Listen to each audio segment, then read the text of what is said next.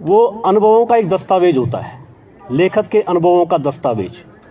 लेखक ने जितनी उम्र जी है उसका निचोड़ कहीं ना कहीं वो पुस्तक में डालता है, किसी ना किसी रूप में, चाहे भाव के रूप में डाले, चाहे विचार के रूप में डाले, चाहे तथ्यों के रूप में डाले। तो उस निचोड़ को बच्चे तक पहुंचाना ये अपने आप में एक खजाना सौंपने जैसा है बच्चे को। तो इस खजाने को धाद कई वर्षों से बच्चों को सौंप रही है। और ये जो पुस्तक है ये विशेष इसलिए भी है क्योंकि इसमें बहुत सोच समझकर कहानियाँ ली गई हैं। 10 कहानियाँ ली गई हैं और जैसा कि आप देख सकते हैं कि जो 10 कहानियाँ हैं बहुत बड़े बड़े लेखकों की हैं। इसमें आप देख सकते हैं कि शैलेश मटियानी जी जैसा नाम भी यहाँ पर आपको दिखाई देगा, और शेखर जोशी जी, विद्यासागर नौटियाल जी, मनोज श्याम जोशी जी, तो इतने बड़े बड़े नाम, गौरापंत शिवानी जी, इन सब की जो कहानियाँ इसमें समाविष्ट की गई हैं और इस पर जो मेहनत की गई है उस मेहनत का परिणाम आज निकलने वाला है और इस पुस्तक का विमोचन आज यहाँ पर होगा। तो इस रूप में आज के इस कार्यक्रम को देखा जाएगा।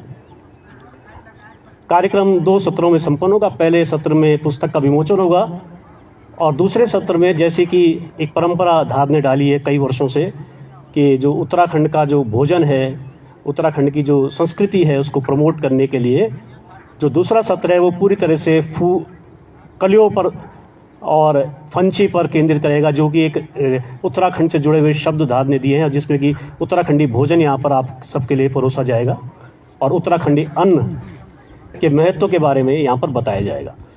तो इस तरह से ये आयोजन आज का यहाँ पर संपन्न होगा।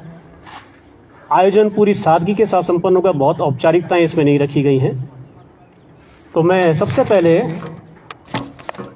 आज के इस आयोजन की अध्यक्षता के लिए कोना कक्षा का कार्यक्रम के संयोजक आदरणीय श्री गणेश चंद्र उनियाल जी से निवेदन करूंगा कि वो आज के इस कार्यक्रम की अध्यक्षता स्वीकार करें। वैसे आदरणीय लोकेश नवानी जी ने यहाँ पर उपस्थित होना था, वो नहीं आ पाए किसी कारणवश।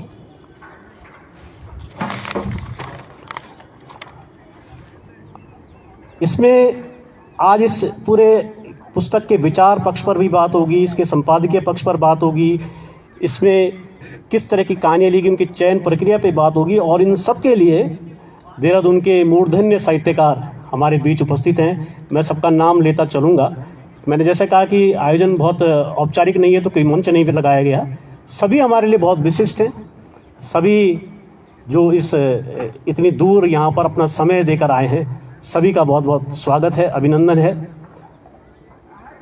कार्यक्रम को शुरू करते हुए सबसे पहले मैं स्वागत के लिए सभी जो अतिथि हैं उनके स्वागत के लिए यहाँ पर आमंत्रित करना चाहूँगा इस कार्यक्रम की सह संयोजक, साहित्य एकांश से वर्षों से जुड़ी और उसको मजबूत करने में अपना पूरा योगदान दे रही श्रीमती कल्पना बोगना जी को आमंत्रित करूंगा कि वो यहाँ पर आएं और सभी अतिथियों का पहले स्वागत करें और उसके बाद हम कार्यक्रम में आगे बढ़ेंगे।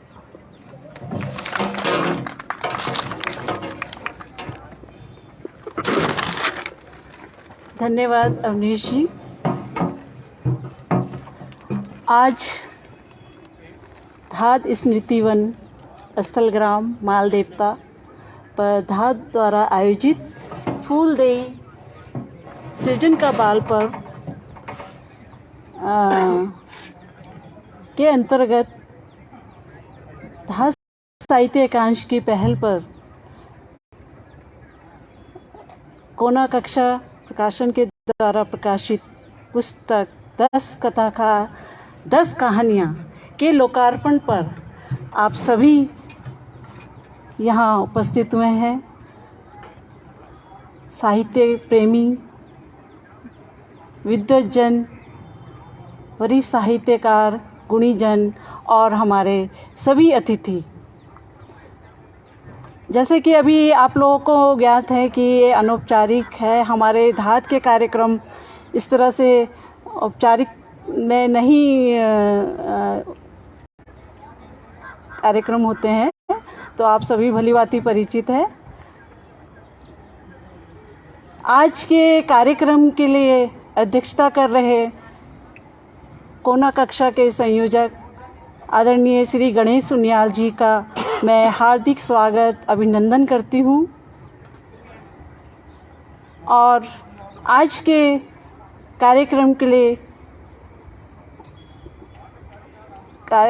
धार साहित्य एकांश की संयोजक आदरणीय डॉक्टर विद्या मैडम का भी मैं हार्दिक स्वागत करती हूँ।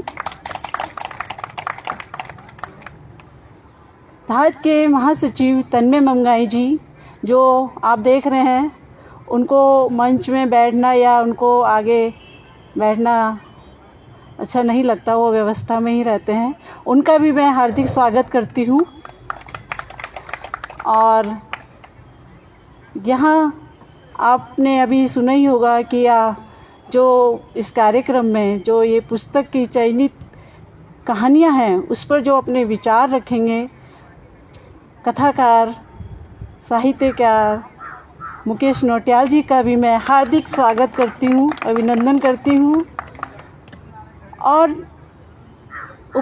हमारे बीच उपस्थित सभी गणमान्य साहित्यकार, वरिष्ठ साहित्यकार आदरणीय डॉक्टर आमिने जी का और वरिष्ठ साहित्यकार डॉली डबराल जी का, आदरणीय शादाब अली जी का और वरिष्ठ साहित्यकार चिकित्सक डॉक्टर राकेश बलूनी जी जो उधर देख रहे हैं, मैं उनका भी हार्दिक स्वागत करती हूँ।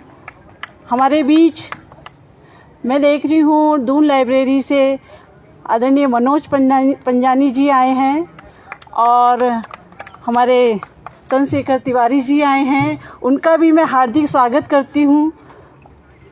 हमारे बीच उपस्थित पालनी जी बैठे हैं, उनका सुबह फ़ोन आया था और मुझे ये बताने में भी बहुत खुशी हो रही है कि इतनी दूर ये कार्यक्रम आयोजित हो रहा है और लोग हमसे यहाँ आने के लिए लोकेशन पूछ रहे हैं। ये बहुत हमारे लिए एक अच्छी सूचक है कि हम इस तरह के विचार को लेके हम कार्यक्रम करते हैं। तो दूर है, लेकिन जिनको आना है, जिनको विचारों से अवगत करना है, वो अपने आप भी किसी तरह व्यवस्था करके फ़ोन से हम लोगों को पूछ के वो आ रहे हैं। हमारे बीच हमारे धार से नए सदस्य जुड़े हैं, हमारे सुबोध सिन्हा जी जो लेखक हैं और नाटक में अभिनय करते हैं, मैं उनका भी हार्दिक स्वागत कर रही हूँ। और हमारे अजीम प्रेम जी तो हैं ही हमारे सह आयोजक, उनका भी मैं रूम टू रीड से पुष्पलता जी का भी मैं हार्दिक स्वागत करती हूँ। हमारे बीच आशा रावत जी हैं, डॉक्टर आशा रावत जी का भी मैं हार्दिक स्वागत करती हूँ। मुझे बहुत अच्छा लग रहा है, चाहे उपस्थिति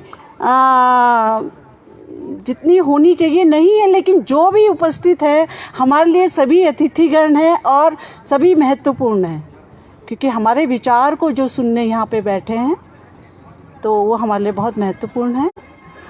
हमारे बीच अलका जी बैठी हैं, वो भी हमारे धार साहित्य से जुड़ी हैं और अभी पहली बार हमारे कार्यक्रम को के सुनने आई हैं। और हमारे बीच धार से ही हैं कोना कक्षा की जी आशा डोभाल जी, हमारी फूड की स्पेशलिस्ट मंजू काला जी, उनका भी हार्दिक स्वागत। जितने भी यहाँ गणमान्य हैं, हमारी मोहिनी नौटियाल जी और जिनका मैं नाम नहीं ले पा रही हूँ, यहाँ पे बैठे हैं पहली पंक्ति से आखिरी पंक्ति तक, सबका मैं हार्दिक स्वागत अभिनंदन करती हूँ।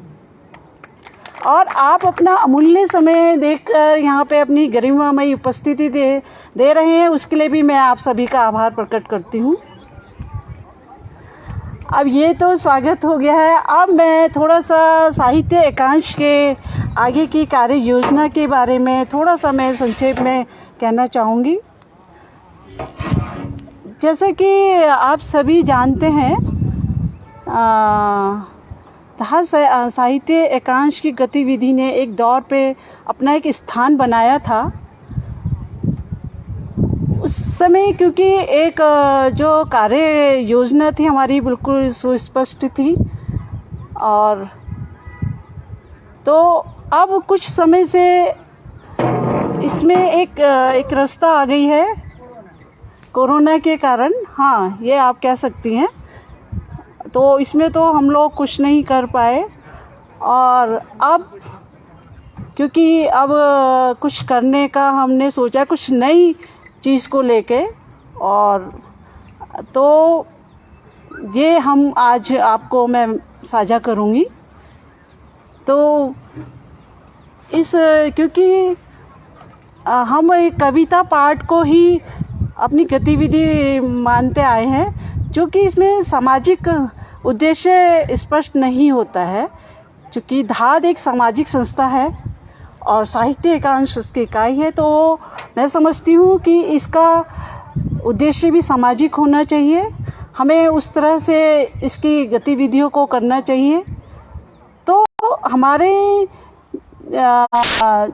क्योंकि हमारा यह है कि हम साहित्य सृजन जो भी करते हैं वो हम आपस में करते हैं। हमारे आगे बहुत बड़ी चिंता का विषय है कि हमारे पाठक कुछ सालों में नहीं होंगे, तो हमें इसके लिए उस तरह का वातावरण बनाने की आवश्यकता है। इसके लिए हमें क्या करना है, नई पीढ़ी तक हमें पहुंचना पड़ेगा, वहाँ पाठक तैयार करने पड़ेंगे।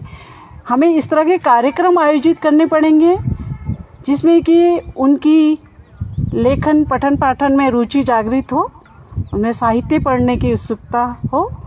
तो इस तरह से साहित्य एकांश आगे बच्चों के लिए कुछ कार्य योजना लेकर आएगा, और इसको सबको ध्यान में रखते हुए हम इस तरह से 3 बिंदु पे फोकस करते हैं। जैसे पहले चरण में हमारा ये रहेगा कि जो साहित्य सृजन है, पठन पाठन लेखन, हम नई पीढ़ी तक इस बात को लेकर पहुँचे। तो इसके लिए हमें स्कूल कॉलेज के बच्चों तक हमें जाना पड़ेगा, वहाँ हमें प्रतिभाग करना है, और वहाँ से हमें बच्चों से प्रविष्टियाँ लेनी होगी। दूसरे चरण में हमें वहाँ के जो छात्र प्रतिभाग करेंगे और आम समाज के साथ हमें को लेके एक हमें वर्कशॉप करनी होगी, क्योंकि ये बहुत हम आज के समय में ज़रूरी समझते हैं।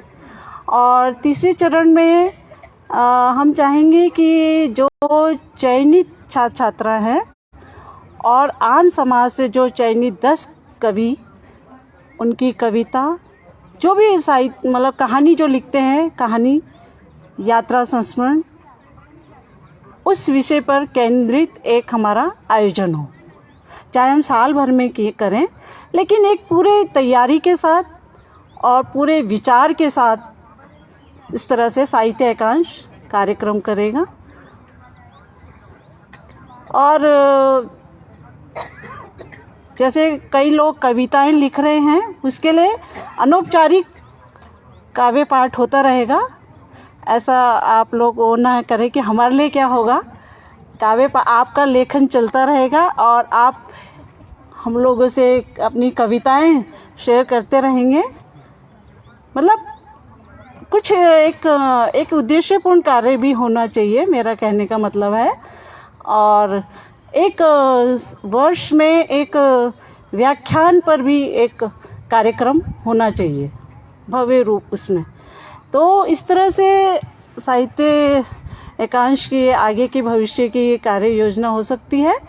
और आज इसी की पहल पर, साहित्य एकांश की पहल पर कोना कक्षा के साथ मिलकर हम काम कर रहे हैं। और इसका पहला आप यहाँ पे देख सकते हैं कि साहित्य एकांश की पहल पर ये जो 10 कथाकार, दिवंगत 10 कथाकार, 10 कहानियों का जो पुस्तक आपके सम्मुख आ रही है, जिनका आज लोकार्पण है, ये हमारा पहली साहित्य एकांश की पहल है।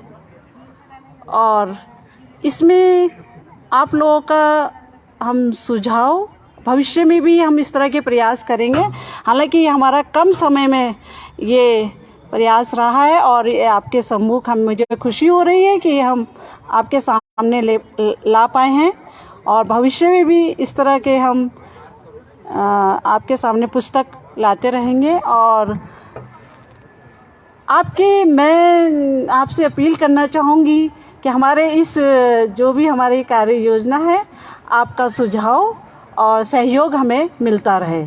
खासकर हमारे जो वरिष्ठ साहित्यकार हैं, जो अपना नाम स्थापित कर चुके हैं, उनसे मेरा विशेष आग्रह रहेगा कि आपकी भागीदारी भी इसमें अवश्य होनी चाहिए। बस मैं आप यहाँ पे अपनी बात का विराम देना चाहूँगी और पुनः आपका हार्दिक स्वागत, अभिनंदन। एक छोटा सा मैसेज। एक गाड़ी में 4555 जिसका नंबर है वो थोड़ा एडजस्ट करना है मैम।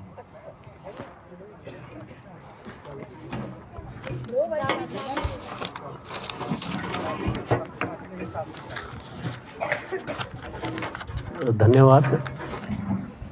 अभी आपने धाद साहित्य एकांश का जो विचार है और उसकी जो भविष्य की संभावित रूपरेखा है उस पर बात की। वास्तव में यदि देखें तो ये दुनिया अगर आज यहाँ तक पहुँची है, सभ्यताएं यहाँ तक पहुँची हैं वर्तमान मुकाम तक, तो किसी विचार की परिणति के तौर पर पहुँची है। कोई विचार कहीं पर जन्मा है और उसके बाद वो विचार धीरे धीरे ज़मीन पर उतरा है और उस ज़मीन पर जो रास्ते बने उन पर चलते चलते आज हम यहाँ तक पहुँच चुके हैं जहाँ पर हैं। यानी कि सबसे महत्वपूर्ण चीज़ है विचार, विचार का मन में जन्म लेना।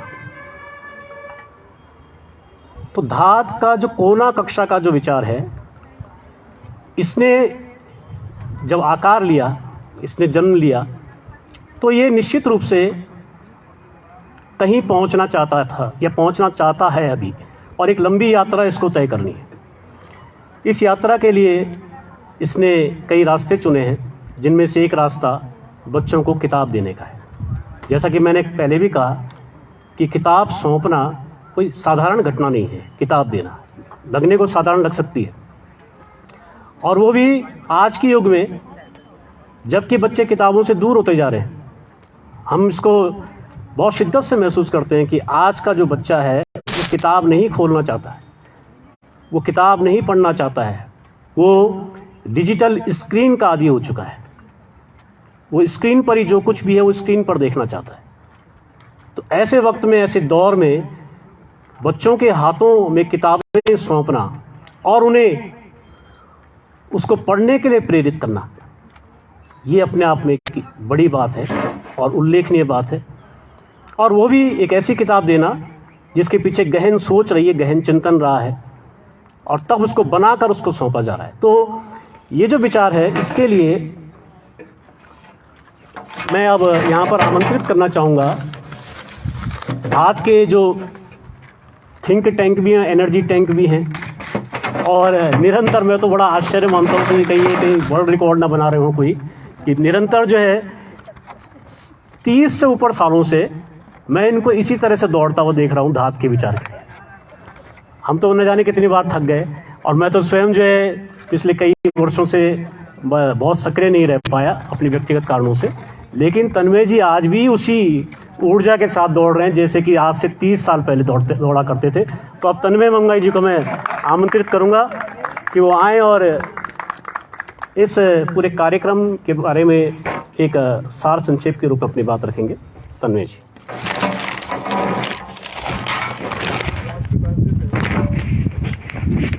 धन्यवाद अवनीश, तुम्हारा स्नेह जो है हमारे साथ निश्चित रूप से 3 दशक की यात्रा हो गई है। हम सब लोग एक साथ स्कूल और कॉलेज और सार्वजनिक जीवन में आए हैं, और वो एक बॉन्डिंग जो है इतने वर्षों की है कि कई बार इतनी लंबी यात्रा में ऐसा होता है कि हम कई बार थक के बैठते हैं, कई बार चलते हैं, लेकिन मित्रता बनी रहे, साथ बना रहे। तो ये भी अपने आप में हमारे लिए उपलब्धि है कि इतनी लंबी यात्रा में हमारे सैकड़ों साथी हैं, हज़ारों साथी हैं। कुछ लोग सामने देखते हैं, कुछ लोग नेपथ्य में, कुछ लोग घर से भी हैं आज भी, और जो हमारे प्रति शुभेच्छा रखते हैं। और उन्हीं शुभेच्छाओं का परिणाम है कि हम इतने वर्षों से इतने सारे काम कर रहे हैं। और मैं धात के यात्रा को दरअसल में बहुत साधारण तरीके से बोलूँ तो ये समाज को बुलाने की यात्रा है। हम लगातार इस सूत्र वाक्य के साथ काम करते हैं कि हम अलग अलग विषयों को लेकर के समाज को आवाज़ देते हैं, उनसे कहते हैं कि वो आएँ और हमारे साथ इस काम को करें। क्योंकि हम इस बात को मानते हैं कि जो चेतना का पहला स्तर है वो व्यक्ति के अंदर तो ज़रूर जन्म लेता है कि मुझे इस काम को करना है, लेकिन वो तब तक अधूरा है जब तक उसके उस विचार में उसके साथी ना बने और उसके साथियों की संख्या में लगातार इजाफा ना हो। और हमने इसी मानस के साथ धात के बहुत सारे कार्यक्रम को अलग अलग समय पर शुरू किया। जिस प्रतिबंध में आप खड़े हैं वो भी एक ऐसी यात्रा थी, उसमें हमने लोगों को आवाज़ दी कि आएँ और अपने प्रियजनों के नाम से पौधे लगाएं। ऐसी यात्रा केदारनाथ आपदा से प्रभावित बच्चों की भी थी, उसमें भी हमने उनसे लोगों से कहा कि उनके शिक्षा की जिम्मेदारी लें, क्योंकि हम इस बात को मानते हैं बहुत गहराई से कि जो बड़ा सामाजिक बदलाव है या हम किसी विचार के बड़े होने की यात्रा अगर चाहते हैं तो उसकी पहली शर्त है कि समाज को उसमें शामिल करने की जिद रखनी पड़ेगी। आप किसी भी सूरत में कितने भी बड़े संसाधन के साथ, कितने भी बड़े इंफ्रास्ट्रक्चर के साथ कोई ऐसी दुनिया नहीं बना सकते कि जिसमें समाज ही मौजूद ना हो। तो हमारी शर्त हर आयोजन की पहली ये रही कि हम चाहते हैं कि समाज इसमें शामिल हो।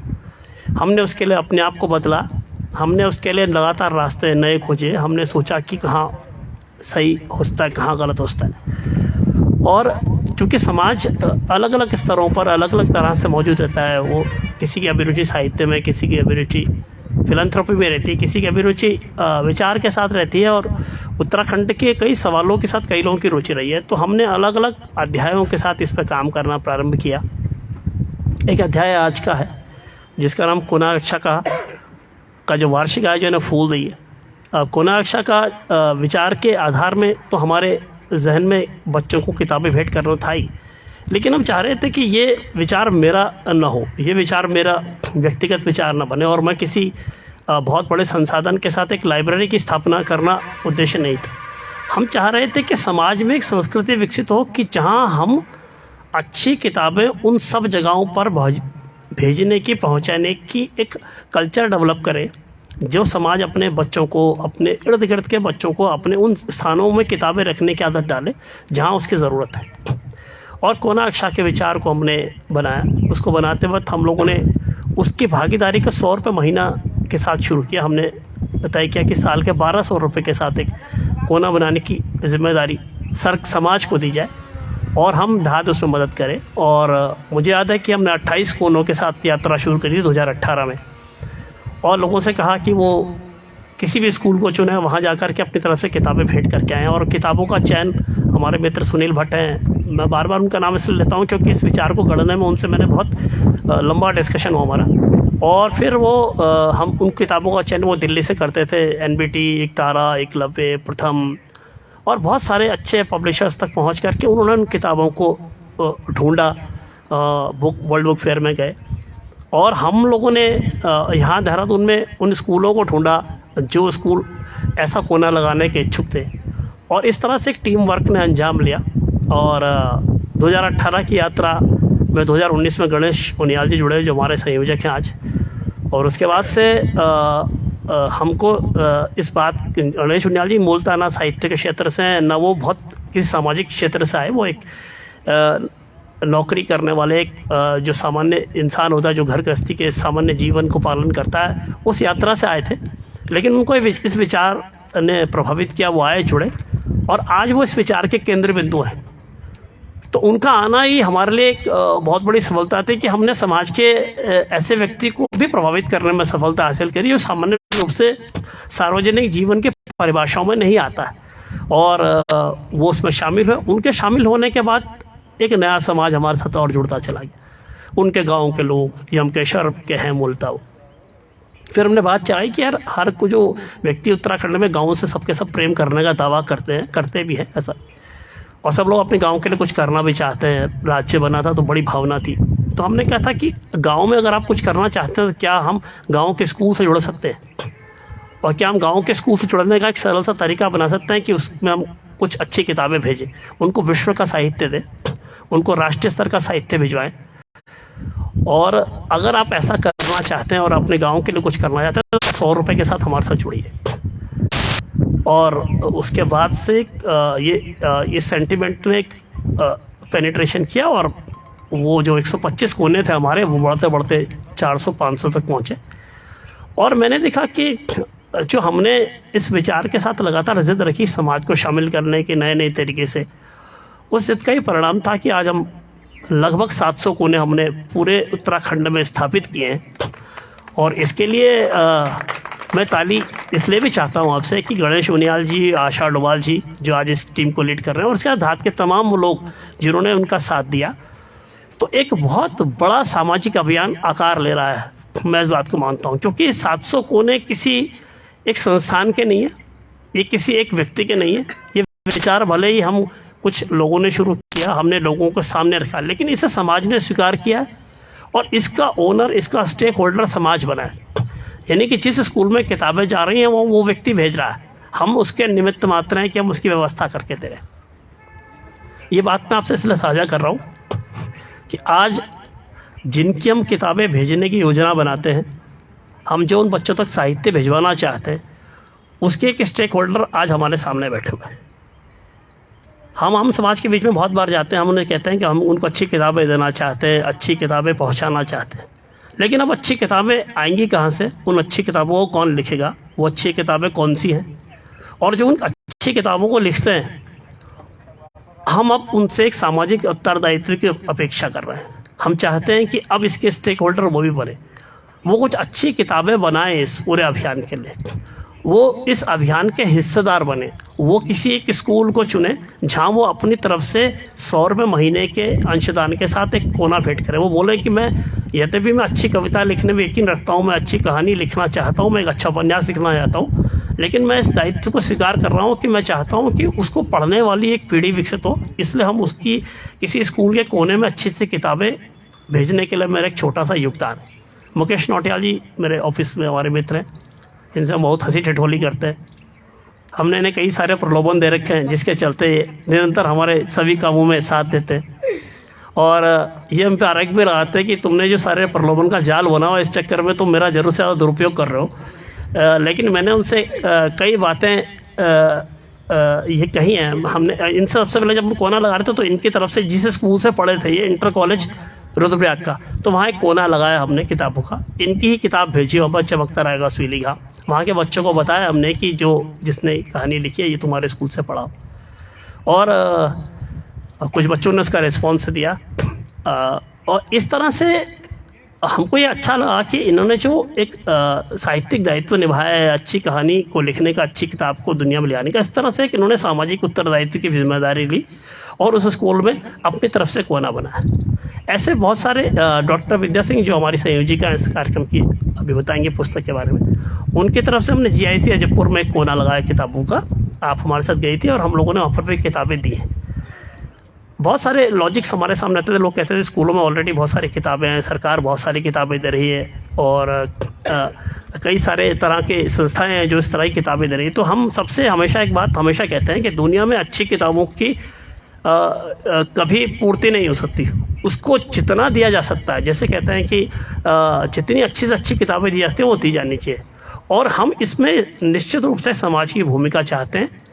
अगर समाज अपने स्तर पर जागृत होकर के अपनी संस्कृति में एक हिस्सा बना करके हर साल फूलदेई के अवसर पर अपने निकट के बच्चों को अच्छी किताबें भेंट करता है, तो फूलदेई का जो ये पर्व है एक बड़ा संदर्भ ग्रहण कर सकता है। क्योंकि फूलदेई बच्चों के द्वारा दहलीजों को फूल डालने का उत्सव, जिसकी एवज में उनके बड़े कुछ उन्हें भेंट दिया करते थे। तो हमने फूलदेई को जब वर्ष भर का इसका आयोजन बनाया कोनाक्षर का, तो हमारे विचार में ये था कि जब बच्चे दहलीजों में फूल डालेंगे, और हम पूरे प्रदेश के जितने स्कूल से जो हमसे जुड़े थे, हमने उन सबसे कहा कि अपने स्कूलों में बच्चों से कहिए कि फूल डालें, और हम उनके स्कूल में अच्छी अच्छी किताबें भेजेंगे। तो इस फूलदेई के अवसर पर हमारी सबसे अपील रहेगी कि आप इस अभियान से जुड़िएगा। आप स्कूल का चयन आप कीजिए, कोई सा भी आप स्कूल चुनिए, वहाँ पर उसकी व्यवस्था करनी, उसको कैसे भिजवाना, वो जिम्मेदारी धाद ने ग्रहण की है। हम इसको सफलतापूर्वक पिछले 5 वर्षों से निभा रहे हैं। इस बार हमने उसमें एक प्रयोग छोड़ा भी था, वो उस प्रयोग को यद्यपि हम पिछले वर्षों से करते थे, लेकिन इस बार हमने ये भी तय किया था कि उन बच्चों को जो हमारी किताबें जानती हैं, जो भी उसको ग्रहण करते हैं, जो समझते हैं, उसे अभिव्यक्त करने का एक महीना हो। फूलदेई का महीना 14 मार्च से 14 अप्रैल, वो जो साल भर उन्होंने अर्जित किया है उन किताबों से जो हमने भेजी हैं या जो किसी और ने दिए या किस शासन ने दिए जो उन्होंने स्कूल में पढ़ा, उसको एक्सप्रेस करने का एक महीना, चैत का महीना, फूल देई का महीना, 14 मार्च से 14 अप्रैल। बच्चे अपनी ड्राइंग, पेंटिंग, राइटिंग कुछ भी करें, कहानी, कविता लिखें और वो शीट हम उन तक भेजेंगे। इस साल हम लोगों ने लक्ष्य लिया था कि हम 10,000 बच्चों तक वो शीट्स भिजवाएंगे जिसमें बच्चे अपने आप को एक्सप्रेस करेंगे। ये बच्चे पहली कक्षा से लेकर 12वीं कक्षा के थे, सेगमेंट अलग अलग बनाए। और फिर हमने लोगों से कहा कि हम शीट तो भेज रहे हैं, लेकिन ये शीट एक व्यक्ति नहीं भेजेगा, इस शीट की जिम्मेदारी फिर लोग लें। एक शीट की कॉस्ट बनाई 15 रुपये, जिसमें उसका डिस्पैच का खर्चा भी है, इनाम का खर्चा भी और प्रिंटिंग का खर्चा भी। और इससे लोगों से कहा कि एक प्राइमरी स्कूल में आप अपनी तरफ से फूलदेई कराइए। कैसे कि आप 225 रुपये दीजिएगा, आपकी तरफ से उस स्कूल में फूलदेई का आयोजन हो। और आपको फिर बताऊं एक खर्च की बात, क्योंकि धात के आयोजन इसी तरह की भागीदारी से चलते हैं। इस साल हमारा 10,000 का लक्ष्य पूरा हुआ है। उनियाल जी भी पूरा बताएंगे। मेरे ख्याल 9,500 शीट्स हम डिस्पैच कर चुके हैं। अभी एक छोटा आयोजन हमारा और होना है। तो मैं ये बात आपको बार बार इसलिए बताता हूँ कि समाज की शक्ति पर गहरा यकीन रखना और इस बात पे यकीन रखना कि समाज बेहतर होना चाहता है, उसके अंदर एक इच्छा होती है कि उससे अच्छा होना है, उससे अच्छा करना है। बस उसको लगातार टटोलने की, आवाज़ देने की और उस पर यकीन करने की ज़रूरत होती है। हम धात की यात्रा इस बात की गवाह है, जो बिना किसी सरकारी सहयोग के, बिना किसी सांगठनिक सहयोग के, बिना किसी ऑर्गेनाइजेशनल मदद के हम इतने वर्षों से यात्रा कर रहे हैं। इसलिए कर रहे हैं कि हमें सहयोग करने वाले इतने सैकड़ों लोग मौजूद हैं। ये यात्रा आगे भी बढ़ रही है और बड़ी भी हो रही है। और अगर 700 कोने हमारे स्थापित हुए हैं तो इन 700 कोनों के स्टेक होल्डर आम समाज के साधारण लोग हैं जो हमारे बीच में बैठे हुए हैं। मंजू गाला जी का भी ने भी कोना स्थापित किया, कल्पना जी ने किया, धात के सभी लोगों ने किया है, वीरेंद्र खंडूरी जी ने, यहाँ पर सुशीलपुर, जितने हम लोग बैठते हैं तो हम सब लोग अभी अपनी तरफ से छोटा छोटा अंशदान करते हैं और इस तरह से हम एक बेहतर समाज रचने की तरफ बढ़ रहे हैं। आज के आयोजन का जो दूसरा विशेष निवेदन, जिसके बाद मैं अपनी बात समाप्त करूंगा, वो निवेदन विशेष रूप से साहित्यकारों से है जो आज हमारे साथ यहाँ पर आए हैं। और उनसे निवेदन यह है कि हम इस काम में आपकी मदद चाहते हैं। हमारी सभी साहित्यिक बिरादरी से अपील है कि हम चाहते हैं कि हमारी आने वाली पीढ़ी किताब पढ़े। उस तक अच्छी किताब भिजवाने के लिए, अच्छा वातावरण बनाने के लिए हम उनके साथ मिलकर के कुछ आयोजन करेंगे। हम आपको निरंतर निमंत्रण भेजेंगे व्हाट्सएप पर, मैसेज से, कभी कॉल करेंगे, कभी नहीं भी कर पाएंगे, पर आप आइएगा, क्योंकि आप आएंगे तो हमारा फिर हौसला बनेगा। हम जिन स्कूलों तक पहुंच गए हैं, हम किताब देके अपनी इतिश्री नहीं करना चाहते। हम चाहते हैं कि उन किताबों को लिखने वाले लोग भी उनसे मिलें। आप लोग भी अगर उनसे बच्चों से मिलने आएंगे, उनको कुछ सूत्र देंगे, उनको लिखने पढ़ने के कुछ रास्ते बताएंगे, तो मुझे उम्मीद है कि आने वाले समय में एक बहुत बड़ी साहित्यिक बिरादरी का निर्माण आप कर पाएंगे। क्योंकि हम जिस वय में हैं आज लोग, जितने मैक्सिमम लोग जहाँ जो देहरादून में लेखन में रुचि रखते हैं, वो उम्र के एक दूसरे पड़ाव पर, और जो नई पीढ़ी आ रही है, अगर वो उसको पढ़ना है, उसको पढ़ने तक लाना है, तो उसकी जिम्मेदारी हमको वहन करनी पड़ेगी, हमको इस दायित्व को वहन करना पड़ेगा। और धात इसमें आपका साथ देने को तैयार है। आप भी अपने सुझाव दे सकते हैं, जो हमारी योजना है आप उसके भी हिस्सेदार हो सकते हैं।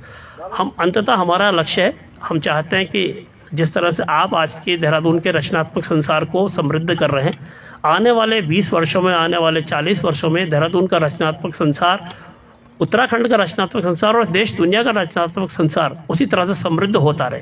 इस जिम्मेदारी को आज हम यहाँ से वहन करेंगे। जो पहला अंक है जिसका विमोचन आज होना है, इसको साहित्यकांश की पहल पर तैयार किया। इसको विशेष रूप से सुनील भट्ट जी, उनका बहुत आग्रह था कि इस किताब को निकाला जाए। मुकेश जी को हम प्रलोभन दे ही रखा है, तो उनका तो वो तो हमारे साथ रहते ही हैं। और बाकी डॉक्टर विद्या सिंह जी का वरदसरा और कल्पना जी हमेशा से बहुत आगे बढ़ कर के हर काम को करने की और उसे कंप्लीट करने की जिद के साथ रहती है, तो इसके लिए उनको सलाम। तो ये किताब आएगी और ये आपके साथ उन सभी बच्चों तक पहुंचेगी। हम ये चाहते हैं कि ये किताब आज पहली ना हो, ये श्रृंखला की पहली किताब हो। हर साल हम 10 नई कहानियों के साथ बच्चों को से वाकिफ हो। कहानियों का चयन विशेष रूप से उनको ध्यान में रखता हुआ किया गया है कि जो पठन हो 18 साल से नीचे के बच्चों के लिए किताबें हैं। तो इस बात के लिए पूरी टीम को बधाई, आप सबको बधाई। आप इतनी बड़ी संख्या में लोग आए और आप लोग हमारा साथ देते हैं, इसलिए हमारी हिम्मत रहती है। आप साथ देते रहेंगे तो हम आपको यकीन दिलाना चाहते हैं कि धात इसी तरह से बहुत सारी गतिविधियों को, बहुत सारे दायित्वों का निर्वहन करें। धन्यवाद।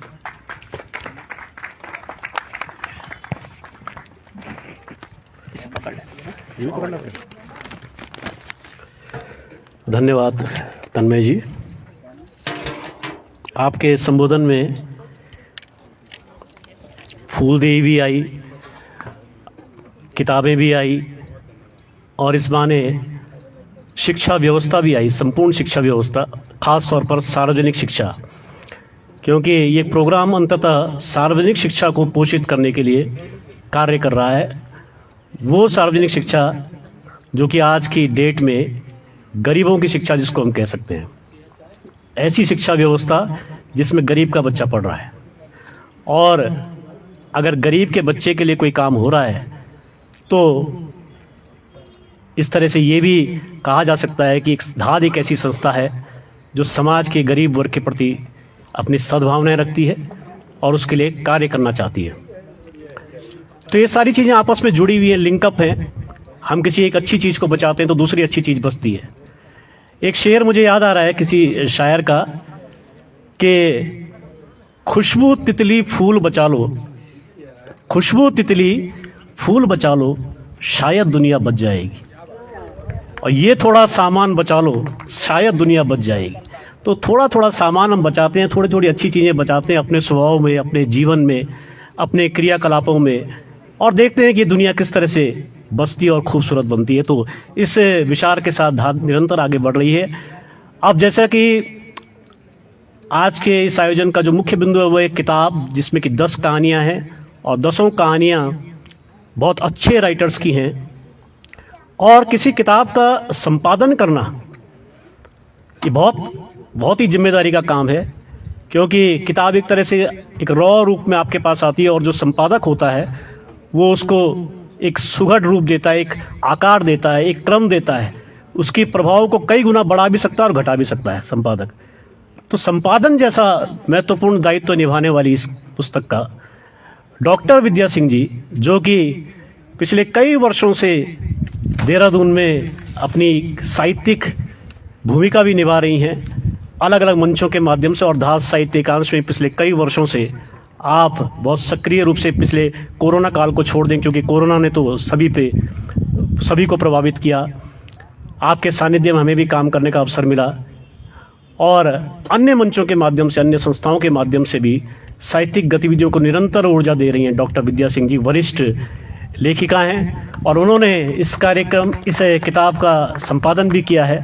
तो मैडम, आप सादर आमंत्रित हैं अपनी बात यहाँ पर रखने के लिए कि किस तरह से इस पुस्तक के संपादन पर कार्य हुआ।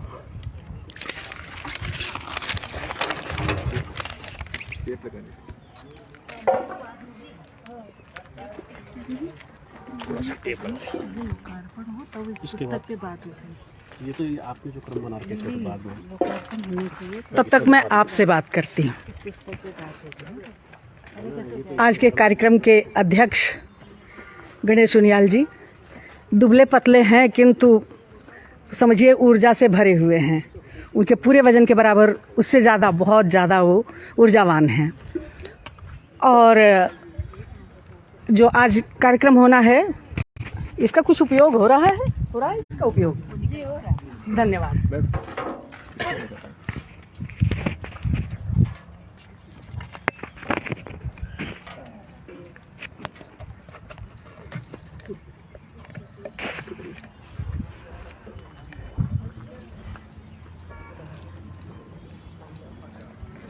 तो मैं बता रही थी आपको कि बहुत ऊर्जावान लोगों की टीम है। तो यानी मुझ जैसे आलसी को भी इन्होंने आफ्टर रिटायरमेंट एक काम दे दिया है। तो मैं रिटायरमेंट के बाद रिटायर्ड हो गई हूँ। ठीक है, जब तक नौकरी में थी सबको आश्वासन देती थी कि बस थोड़ा इंतज़ार करो, रिटायर हो जाने दो। अब रिटायर होने के बाद हाथ पैर और टूट गए, बैठो तो अब जबान ही ज़्यादा चलती रही। कोरोना काल में भी ऑनलाइन खूब कार्यक्रम करने का अवसर मिला तो वो भी करते रहे। क्या हुआ कि जब हम साहित्य एकांश के लिए यानी कविता, कहानी, लघु कथा, ये भी हमने जैसे मासिक उसमें कराया, साहित्यकारों को भी बुला के कराया। फिर ये हुआ कि भाई हमारा लेखन है किसके लिए? भावी पीढ़ी के लिए। तो हम कुछ ऐसा करें कि हम भावी पीढ़ी तक पहुँचे। और हमने कोना कक्षा का उनका दामन थामा और हमने कहा आप हमारे बढ़िया वो हो सकते हैं, आप स्कूलों में पहुँचें और हम साहित्य के साथ पहुँचें। तो इस तरह से साथ मिला उनका। और फिर ये हुआ कि जो भी आप सिलेबस में बुक डाल देते हैं, जो भी सिलेबस में हम सब छोटी कक्षा से ही बड़ी कक्षा तक पढ़ के निकले हैं, तो पाठ्यक्रम की पुस्तकें तो बड़ी वो लगती थी। कबीर का दोहा काहेरी नलिनी तू कुम्हिलानी, अरे समझ ही नहीं आया कभी। अब जब बड़े हुए तो भाई समझ में आया कि ये क्या चीज़ है। यानी पाठ्यक्रम में आप डाल दीजिए, बढ़िया से बढ़िया चीज़ नीरस हो जाएगी। एमए के सिलेबस में ऐसे बढ़िया बढ़िया उपन्यास लगे हुए हैं, लेकिन बच्चे उन्हें पढ़ना नहीं चाहते। वो क्या होता है कि जिस स्तर के हम होते हैं, हमेशा अपने स्तर से ज़रा ऊंचे की वो किताब लगती है। तो सबसे पहली शर्त ये रखी गई कि ऐसी एक पुस्तक तैयार की जाए, ऐसा एक संग्रह तैयार किया जाए जिसमें यानी पढ़ने में बच्चों को इंटरेस्ट आए। लेखक बड़े बड़े हैं, किंतु उनकी कहानियाँ उस स्तर की नहीं है जो एमए में पढ़ाई जाती हैं। कहानियाँ, क्योंकि उत्तराखंड के दिवंगत साहित्यकारों को लेने की, दिवंगत कथाकारों को लेने की हमारी पहली शर्त थी। तो इसलिए देखा गया कि भाई जो भी कथाकार हों दिवंगत हों, सबसे पहली बात। तो हम पास्ट से प्रेजेंट पे आएंगे। तो अभी प्रेजेंट की आगे योजना बनेगी, वो तन्मय जी के जाने।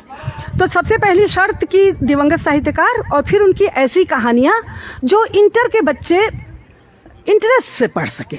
अच्छा, अब इंटर के बच्चे तो भाई मनोरंजक चीज़ें पढ़ना चाहेंगे, किंतु हर मनोरंजक चीज़ थोड़ी उपयोगी भी हो, आवश्यक नहीं होता है। आप पढ़ लेंगे, हंस देंगे, ख़त्म। तो इस तरह से बड़ी चालाकी से कि यानी सुरुचिपूर्ण भी हो पुस्तक, बच्चे को पढ़ने में इंटरेस्ट भी आए और साथ ही उससे कुछ मिले उसको। बच्चा कितना देख पाता है, अपना घर, अपना विद्यालय, अपने मित्र, जिस वर्ग का वो छात्र है उसी वर्ग के बारे में ज़्यादा जान पाएगा। किंतु समाज कितना बड़ा है, उसके कितने वर्ग हैं, क्या क्या विषमताएं हैं, ये सब तो तभी जान पाएगा ना जब वो उस तरह का साहित्य पढ़ेगा।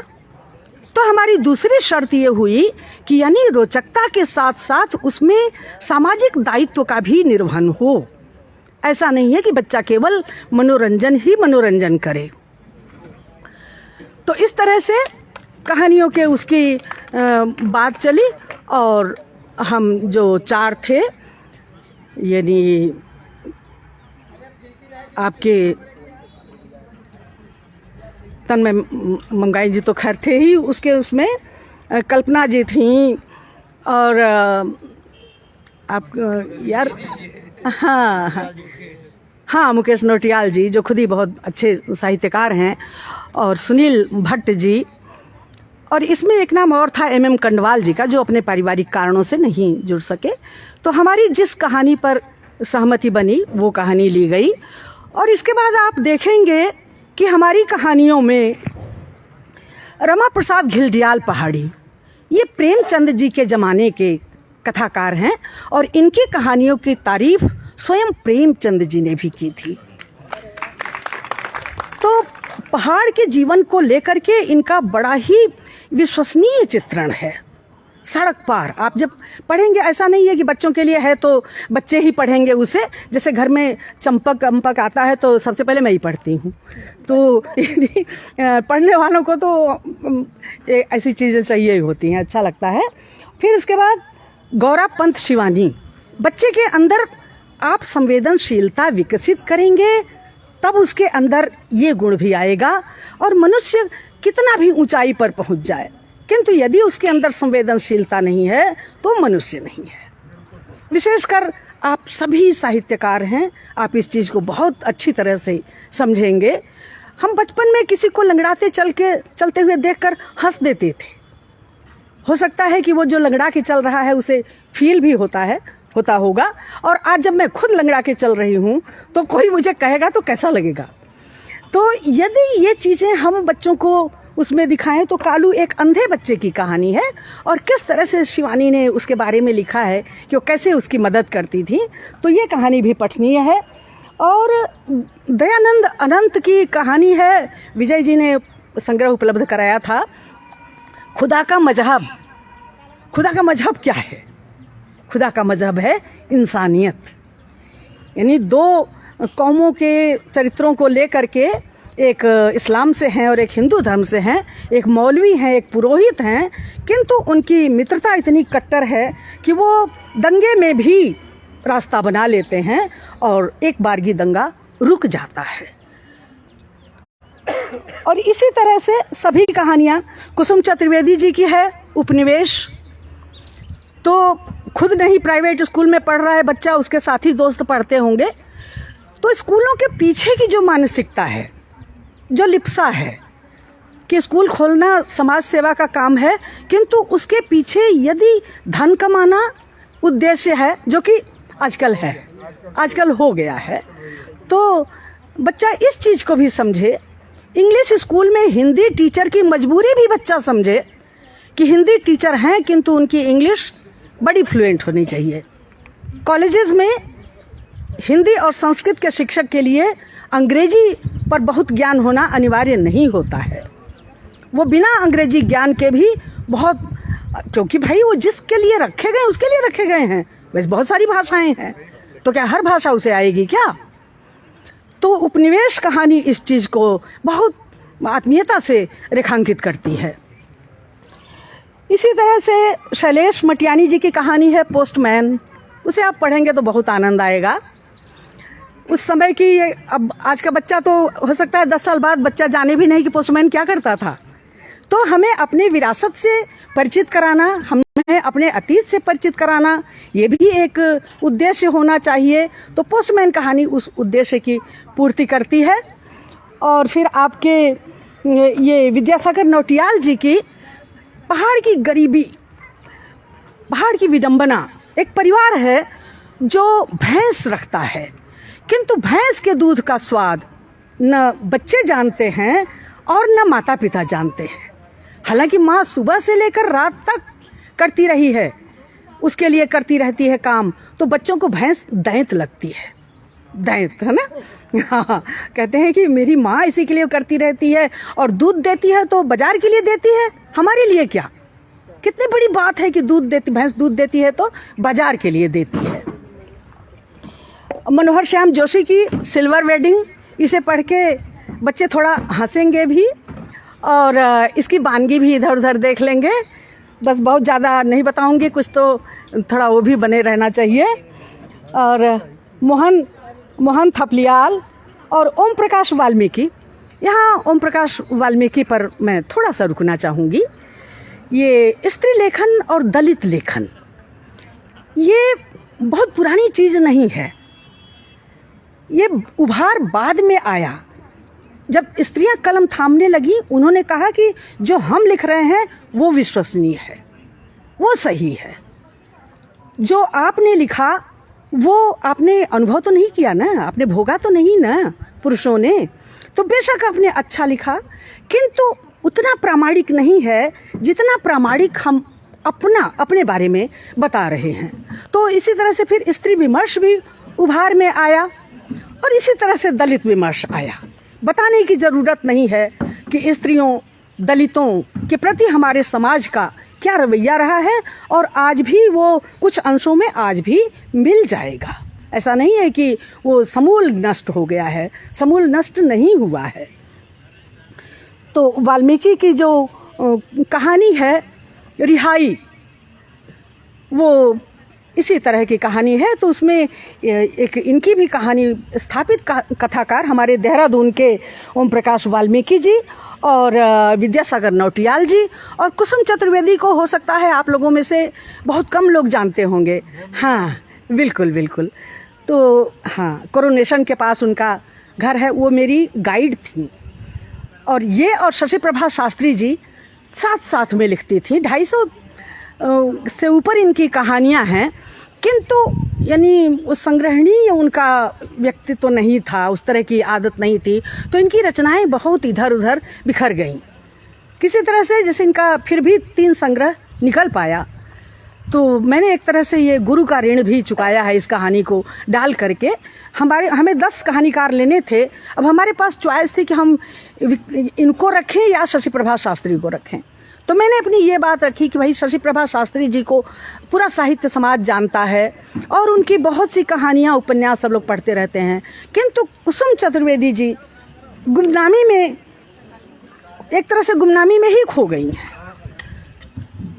तो इसलिए उनकी कहानी लेना और इस तरह से उनको संग्रहणीय बनाना और उनका नाम आगे करना, ये उनकी कहानी के चयन के पीछे आधार था। अब आप सबके हाथों में पुस्तक रहेगी, आप देखेंगे कि हम उसमें कहाँ तक सफल हुए हैं। और मुख्य हमारे जो टारगेट पाठक है, टारगेट पाठक हमारा हाई स्कूल 11th 12th यानी हाई स्कूल से लेकर के इंटर तक के बच्चे हैं। और वही जैसे मैंने पहले कहा कि केवल मनोरंजन नहीं, उससे पढ़ने से बड़े भी बच्चे हो जाएं। हाँ बिल्कुल बिल्कुल, यानी उसमें पठनीयता तो हो ही। देखिए, मैं लेखक के कौशल की पठनीयता सबसे पहली शर्त मानती हूँ। बढ़िया से बढ़िया लिखा है, किंतु यदि उसमें पठनीयता नहीं है तो हमने कोई कर्ज नहीं लिया हुआ है भाई लेखक का, हम नहीं पढ़ेंगे। यदि आप अपनी चीज़ पढ़वाना चाहते हैं या फिर आपके टारगेटेड पाठक होते हैं, ठीक है ना, आप जानते हैं कि मैं अरे गरे के लिए लिखता ही नहीं हूँ, मैं विद्वानों के लिए ही लिखता हूँ, तो ठीक है, आपकी विद्वता का ये लेवल है कि आप उससे नीचे नहीं लिख सकते। तो हर लेखक हर पाठक के लिए नहीं होता है और हर पाठक की दरकार उस लेखक को नहीं होती है जो जानता है कि हमारा टारगेट पाठक ये है। तो चूंकि हमने सचेत ढंग से इन कहानियों का चयन किया है, इसलिए हमने टारगेट पाठक को ध्यान में रखा है। और मैंने उसमें भी लिखा है कि विविधता इसकी एक पहचान है। हमने ये नहीं चुना कि हम एक थीम की कहानी ले रहे हैं। और जो हमने क्रम भी लगाया है वो इनके जन्म के क्रम से है कि जिस तरह से इनका जन्म हुआ है, अवतरण हुआ है, उस हिसाब से हमने इनको क्रम दिया है। और आप सभी का बहुत बहुत धन्यवाद। आप संख्या में कम हैं किंतु गुणवत्ता में बहुत ज़्यादा हैं ना, गुणवत्ता में तो जगह कम है आपके लिए। हार्दिक धन्यवाद, हार्दिक धन्यवाद। धन्यवाद मैम।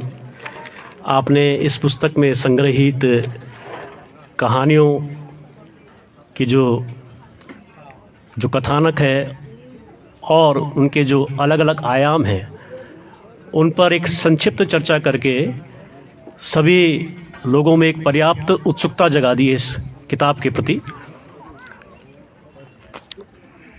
वैसे अगर हम देखें कि साहित्य की कोई भी विधा हो, जैसे इस पुस्तक में कहानी विधा को लिया गया है, तो वो विधा पाठक के लिए हो सकता है देखने में बहुत सरल लगे। कोई कहानी पढ़ता है आम पाठक, या कोई कविता पढ़ता है, या कोई गज़ल पढ़ता है, लेकिन विधा की अपनी गहराइयाँ होती हैं और लेखक उन गहराइयों में उतरता है।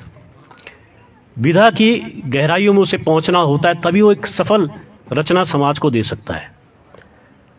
हमारे साथ एक ऐसे विशिष्ट और चर्चित कहानीकार हैं जो कि मुझे याद पड़ता है कि एक बार जिनके साथ हमने एक कार्यक्रम किया था बात कहानी की, और वो कहानी के मर्मज्ञ हैं। देहरादून उनका कई वर्षों से लाभ ले रहा है। दूरदर्शन पर भी आप साहित्य की कार्यक्रम चला रहे हैं निरंतर। आपकी जो कहानियां हैं वो पहाड़ से जुड़ी होती हैं, हिमालय की कहानियां, स्वीली घाम, तमाम ऐसे कहानी संग्रह आपके आ चुके हैं जो कि उत्तराखंड की कहानियों को कह रहे हैं। तो ऐसे चर्चित कहानीकार जो कि इस विधा के भी मर्मज्ञ हैं, अब मैं बहुत प्रसन्नता के साथ उनको यहाँ पर मंच पर आमंत्रित करना चाहूँगा कि वो बताएं कि इन कहानियों में कौन से ऐसे तत्व थे, कौन सी ऐसी चीज़ें थी जिनको कि बच्चों के लिहाज से उपयोगी माना गया और उन्हें इस किताब में समाहित किया गया। तो आदरणीय श्री मुकेश नोटियाल जी अब बहुत सम्मान के साथ मंच पर आमंत्रित हैं।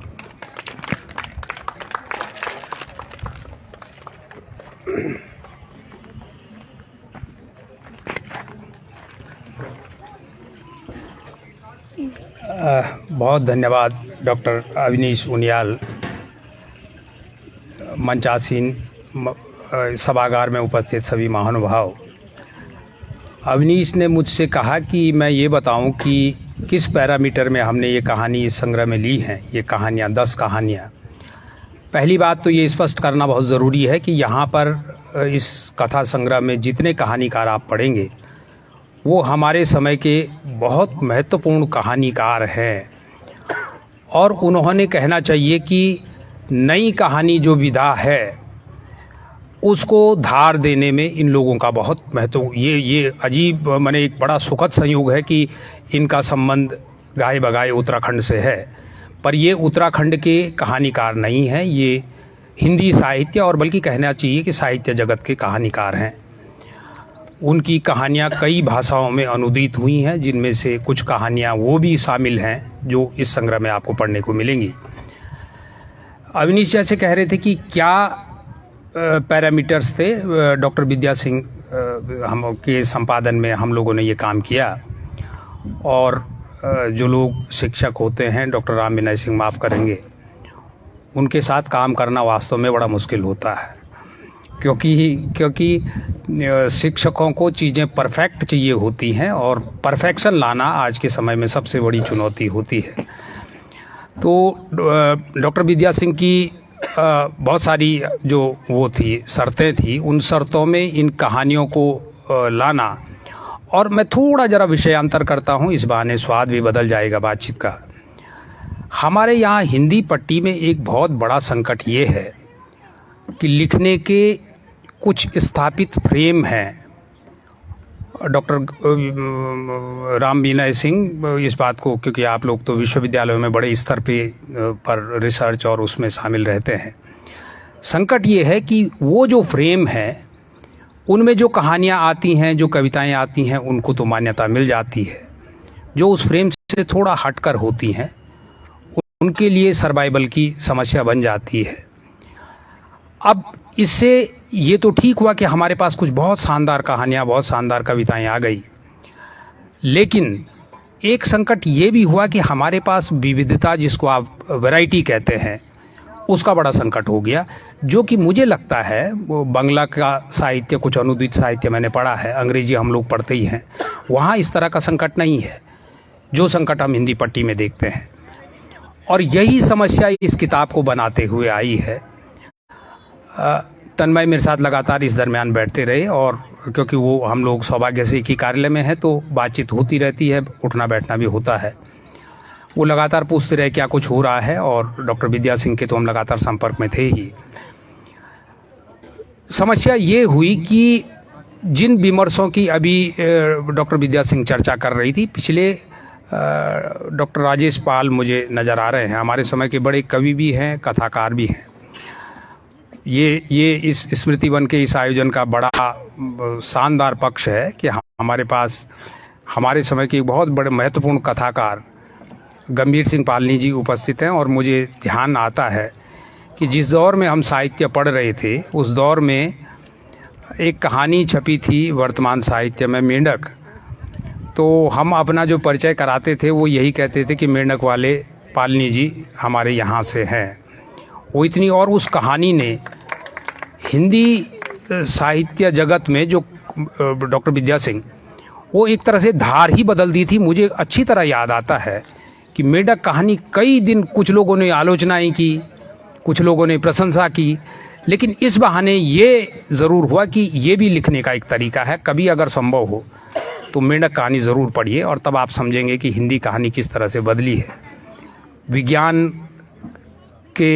विज्ञान को आधार बनाकर साहित्य में जो मेंढक कहानी चीज़ों को लाती है, वो अपनी तरह का अद्भुत प्रयोग है। लेकिन मैं यहाँ पर ये कहने वाला हूँ कि जिन विमर्शों की चर्चा डॉक्टर विद्या सिंह कर रही हैं, 3 विमर्श महत्वपूर्ण है। एक दलित विमर्श है, एक स्त्री विमर्श है, और बाकी विमर्श में सभी कुछ हमारा आ जाता है, जिसमें आदिवासी विमर्श भी है, जनजातीय विमर्श भी है।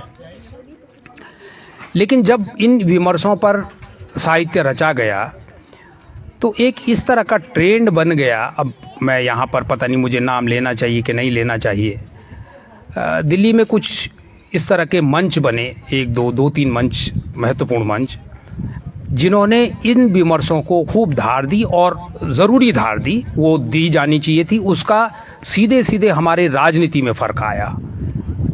कई बार लोग कहते हैं कि साहित्य क्या होता है। साहित्य ये तो इतना तो होता ही है कि उसने राजनीति की चिंतन दिशा को भी बदला। लेकिन वो दलित और स्त्री विमर्श में जब आप कहानियाँ पढ़ते हैं, और एक अजीब स्थिति ये है कि हमारे दौर के जितने साहित्यकार, खासकर जो कथाकार हैं, वो कुछ कम या कुछ ज़्यादा उसी विमर्श में अपनी कहानियाँ लिख रहे हैं। और जब आप दलित विमर्श की बात करते हैं तो वहाँ पर कहानियों में बहुत सारी ऐसी चीज़ें आती हैं कि आपको सोचना होता है कि क्या इनको बच्चों को हमको पढ़ने के लिए देना चाहिए। ठीक यही बात स्त्री विमर्श के मामले में भी आती है। स्त्री विमर्श को लेकर ये एक तरह से इतनी आज़ादी दे दी गई कि उसमें बहुत सारे ऐसे शब्द आ जाते हैं, बहुत सारे ऐसे वाक्य आ जाते हैं जिनको आप अनपार्लियामेंट्री कहेंगे आज के समय में। अब समस्या ये होती है कि अगर तो आप उनको एडिट करें तो वो कथाकार के साथ एक अन्याय है, आप कर भी नहीं सकते हैं जो उन्होंने लिया। और अगर एक सेंटेंस आपने ले लिया तो बात का बतंगड़ बन सकता है। बहुत सारे शब्द ऐसे हैं जो अब हम अमूमन न तो बातचीत में उनको प्रयोग में ला सकते हैं और कानूनन तो नहीं ही ला सकते हैं। और हमारा जो साहित्य है वो इस तरह के शब्दों के, इस तरह के वाक्यों से भरा पड़ा है।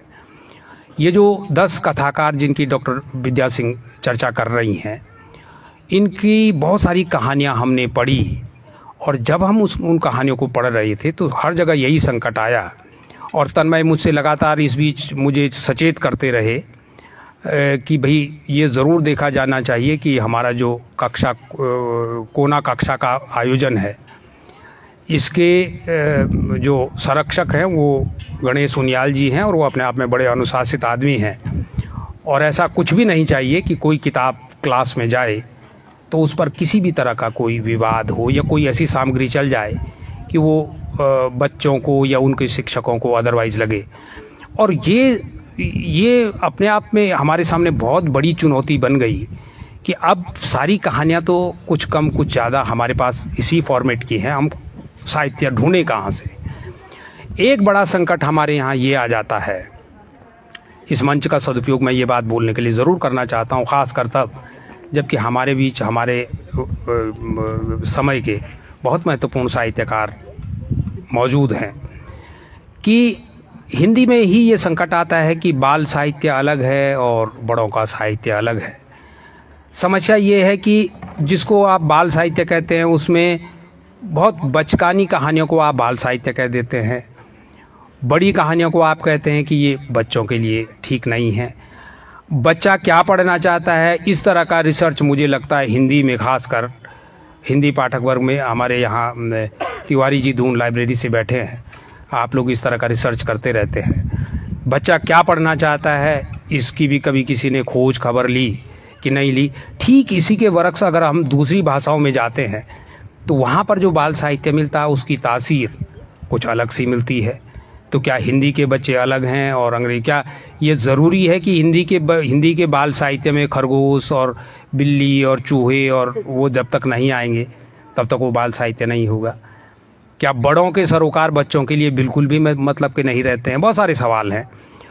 और जब आप इस सवाल पर जाते हैं तो बड़ा दुख होता है ये कहते हुए मुझे भी कि हमारे समय के जो बहुत महत्वपूर्ण साहित्यकार हैं उन्होंने बच्चों के लिए या तो लिखा नहीं है, और या अगर लिखा भी है तो उसको हम ज़बरदस्ती ये कह के बाल साहित्य में लाते हैं कि हाँ ये बच्चों के मतलब का है। अब हिंदी में ये संकट क्यों है, अंग्रेजी में तो नहीं है। हमारे ठीक पड़ोस में ही मसूरी में रस्किन बॉन्ड बैठे हैं, तो रस्किन बॉन्ड ने कभी नहीं कहा कि मैं बाल साहित्यकार हूँ कि बड़ों का साहित्यकार हूँ, सारे लोग उनका साहित्य पढ़ते हैं, कहीं कोई समस्या नहीं है। हिंदी में ये संकट क्यों है पालनी जी, इस पर हम सभी को सोचना होगा जो लिखने पढ़ने वाले लोग हैं।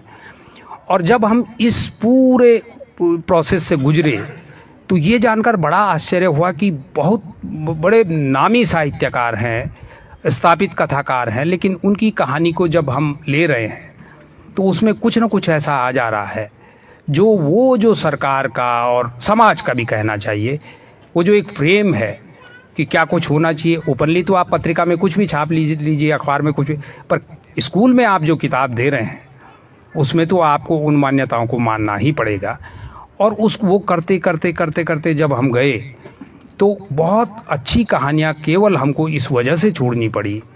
बहुत लंबी चर्चा हमारी हुई, डॉक्टर विद्या सिंह के निर्देशन में हम लोग आपस में लगातार बातचीत करते रहे और ऑनलाइन भी कुछ सत्र हुए। बहुत सुंदर कहानियाँ केवल इस वजह से छोड़नी पड़ी कि उनमें कुछ न कुछ ऐसा आ जा रहा था जो बच्चा पढ़ना तो क्यों नहीं चाहेगा, लेकिन जिस पर कहीं कोई विवाद हो सकता है। तो कोशिश ये की गई कि ऐसा कुछ भी न लिया जाए। और इस पूरे प्रोसेस में कई बार ये भी हुआ कि जो बहुत शानदार कहानी थी और जो पहले चयनित हो गई थी, उस कहानी को केवल इस वजह से रोक देना पड़ा और उसकी जगह दूसरी कहानी लेनी पड़ी। कहानियों में क्या कुछ है ये डॉक्टर विद्या सिंह ने आपको एक संकेत भर किया है, बाकी तो कहानियाँ पढ़कर आप समझ पाएंगे। लेकिन इतना ज़रूर है कि अगर आप इस संग्रह को पढ़ेंगे, इन 10 कहानियों को पढ़ेंगे, तो आप केवल उत्तरांचल उत्तराखंड के इस पूरे भूभाग को, यहाँ की संस्कृति को, यहाँ के मानस को ही नहीं समझेंगे, बल्कि एक बहुत बढ़िया पक्ष जो मैं समझता हूँ इस संग्रह का, वो ये है कि हिंदी कहानी का जो समसामयिक विस्तार है, जो वितान है, उससे भी आप परिचित हो सकेंगे। ऐसी मैं उम्मीद करता हूँ।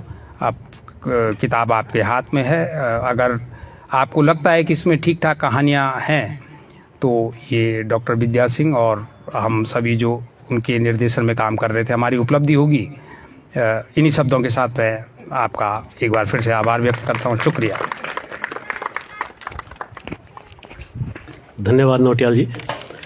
आपके इस वक्तव्य से, आपके इस संबोधन से इस पुस्तक पर जो चर्चा चल रही है इसको एक तरह से एक पूर्णता मिली है।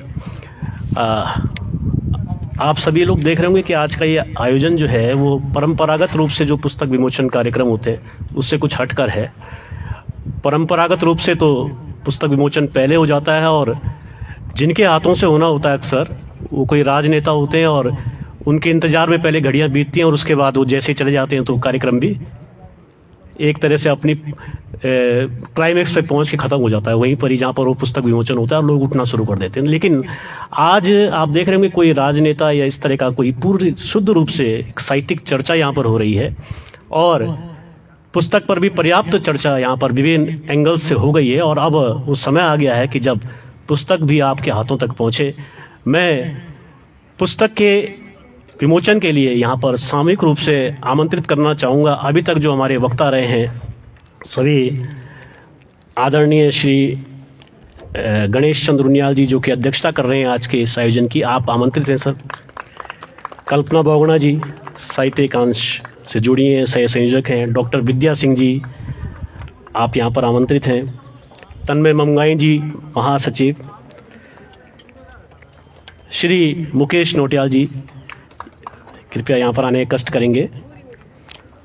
साथ ही श्री डीसी नौटियाल जी जो कि उपाध्यक्ष हैं धात के, वो यहाँ पर आने कष्ट करेंगे। वीरेंद्र खंडूड़ी जी, सुशील पुरोहित जी भी जो कि स्मृति हाँ। और एक बड़ी महत्वपूर्ण बात यह है कि हमारे साथ रूम टू रीड भी इस कार्यक्रम में जुड़ा हुआ है जो कि ऑलरेडी शिक्षा के क्षेत्र में बहुत अच्छा काम यहाँ पर कर रहा है उत्तराखंड में। और श्रीमती पुष्पलता रावत जी उसकी यहाँ पर हेड हैं, देख रही हैं, तो आप भी आमंत्रित हैं मैम, यहाँ पर आइएगा। सुशील पुरोहित जी, खंडूरी जी भी अगर हों तो यहाँ पर आ जाएं। नहीं है, ठीक है। तो सभी लोग अब सामूहिक रूप से यहाँ पर पुस्तक का विमोचन करते हुए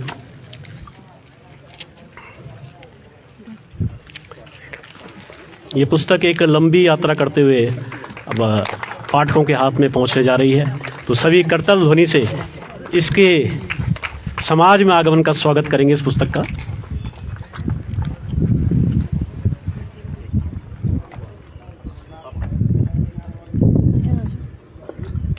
थोड़ा इधर देखिए।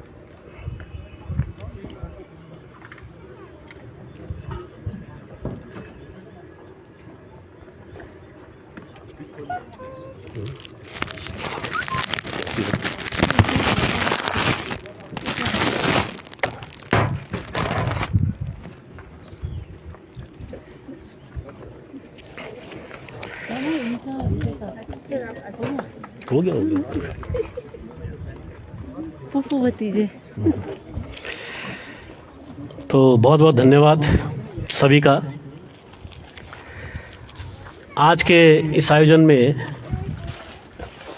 मैं देख सकता हूं कि जो ये गैदरिंग है, शुरुआत में बहुत सारी सीटें खाली थी, लेकिन अब पूरी सीटें भर चुकी हैं। और यहाँ जो चेहरे बैठे हैं वो देहरादून के साहित्यिक आकाश के एक नक्षत्र हैं कई, जो कि निरंतर अपनी साहित्यिक ऊर्जा, साहित्यिक अवदान समाज को प्रदान कर रहे हैं। डॉक्टर नीलम प्रभा वर्मा जी मैम यहाँ पर एक बुजुर्ग साहित्यकार के तौर पर सभी का आशीर्वाद देने के लिए यहाँ पर उपस्थित हैं और निरंतर धात साहित्य एकांश में भी सक्रिय रही हैं। प्रोफेसर उषा गौड़ मैम यहाँ पर दिखाई दे रही हैं। आबा सक्सेना धुनवी जी जो कि बहुत बेहतरीन गज़लें लिख रही हैं, वो यहाँ पर है। विजय गौड़ जी जो शायद थोड़ा देरी से आए, लेकिन उनकी उपस्थिति यहाँ पर है। डॉक्टर राजेश पाल जी जैसा नौटियाल जी ने भी अभी चर्चा की, वो यहाँ पर उपस्थित हैं। सभी अन्य साहित्यकार जिनका नाम उल्लेख पहले किया गया है, सभी यहाँ पर इस कार्यक्रम की शोभा बढ़ा रहे हैं। और साथ ही हमारे रूम टू रीड के जैसे पुष्पलता राउत मैम तो हैं ही, साथ ही उनके जो साथी अनीता चंदोला मैम, रोहित गुप्ता जी मुझे दिखाई दे रहे थे कहीं पर यहाँ पर, और धात के भी युवा चेहरे जो निरंतर इन कार्यक्रमों को सफल बना रहे हैं। स्मृति वन में, स्मृति वन को एक आयोजनों का केंद्र बनाने वाले ये धात की युवा चेहरा अर्चना ग्वाड़ी जी यहाँ पर जो निरंतर सक्रिय मेहनत कर रही है शुरू से इस कार्यक्रम में। बिमल भट्ट जी यहाँ पर दिखाई दे रहे हैं जो कि अब धात से निकलकर शिक्षा के क्षेत्र में बहुत बेहतरीन काम कर रहे हैं। और तमाम जो नए चेहरे यहाँ पर धात के दिखाई दे रहे हैं। मैं क्योंकि बहुत वर्षों तक गायब रहा और सक्रियता बहुत कम रही, तो मैं भी आज उनको देख रहा हूँ। और ये जो स्मृति वन है, जिसको कि कई वर्ष पहले जिसका चेहरा इस तरह से था जैसे कि ये पुस्ते के पार दिखाई दे रहा है, यानी कि बड़े बड़े पत्थर थे, इन पत्थरों में हरियाली की गंगा बहाने वाले स्मृति वन की जो पूरी टीम है, तरह तरह के पुष्प आप यहाँ पर देख रहे हैं, फूल खिले हैं। और वर्षों बाद की कल्पना की जा सकती है जब ये जंगल अपना एक आकार लेगा और तमाम स्मृतियां इसमें गुंथी हुई होंगी।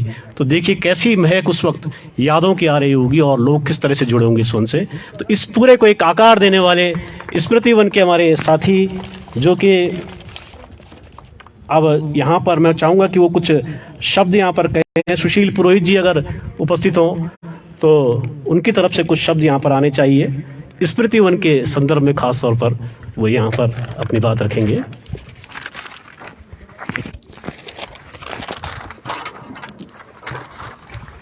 धन्यवाद उनियाल जी। समस्त साहित्यकार जगत को मेरा प्रणाम है। कबीरदास जी ने अपने लिए लिखा था कि मसी कागज छुयो नहीं, कलम गयो नहीं हाथ, तो मेरा हाल भी वही है। तो साहित्य के संबंध में रुचिपूर्ण रूप से है, लेकिन शब्द वही हैं जो कबीरदास जी ने अपने लिए लिखा था। आप सबको इस पुस्तक के विमोचन की हार्दिक शुभकामनाएं। आप सबका मैं स्मृति वन में स्वागत करता हूं और आगे भी इस स्मृति वन के बढ़ाने के लिए आप लोगों के सुझाव, मार्गदर्शन हमेशा हमारी पूरी टीम को आप लोग देंगे, ये मेरी आप लोगों से गुजारिश है, ताकि ये जो सामुदायिक वन जो धात ने विकसित किया है, इसको हम एक आदर्श वन के रूप में दुनिया के सामने ला सके। धन्यवाद। पुनः आप सबको प्रणाम।